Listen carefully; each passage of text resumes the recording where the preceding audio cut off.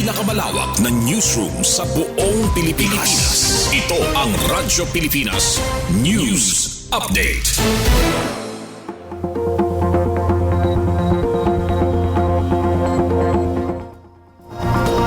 Philippine Standard Time, 3:55 p.m.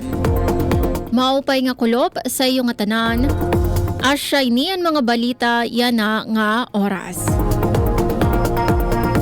Unom nga LGU sa Samar, benepisyaryo sa Presidential Assistance for Farmers and Fisherfolks Program. Detalye pamatian naton sa report ni Charmaine Perito Balvez. Radyo Pilipinas Report.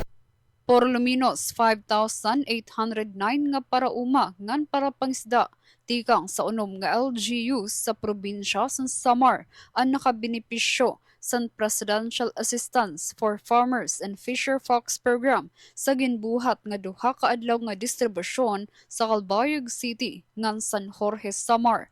Lakip sa mga benepisyaryo nga LGU mao ang Calbayog City, Santa Margarita, Tagapulan, San Jorge, Tarangnan, ngan Matuginaw. Gintutuyo sa Presidential Assistance nga makabulig sa mga parauma ngan para pangisda nga apektado san hataas nga presyo san produkto agrikultural ngan petrolyo. Pahayag pa san pipira san mga benepisyaryo nga gagamiton ang nakarawat nga bulig pinansyal para sa pagpalit san abono, binhi ug diesel para sa farm machinery. Yan ang katiharani na ang panahon san pananom. Magpapadayon pa ang distribusyon sa Presidential Assistance sa iba pa nga LGU sa Eastern Visayas como suporta sa gobyerno sa sektor san agrikultura. Para sa Bagong Pilipinas, Charmaine Perito Balvez, Radyo Pilipinas, Radyo Publiko, Calbayog. Para sa aton katapusan nga balita, Samar State University padayon ang pagsaka sa World University Rankings. Detalye ade sa akon report. Radyo Pilipinas Report.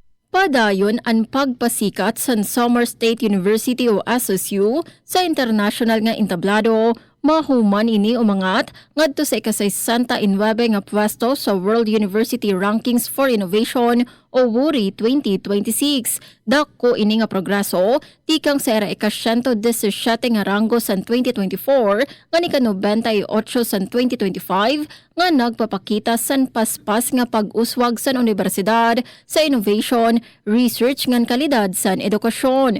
Ginkilala liwat ang SSU como ikaduha nga pinakahitaas nga ranggo sa mga universidad sa Eastern Visayas nga nikasiyam sa bug-os nga Pilipinas.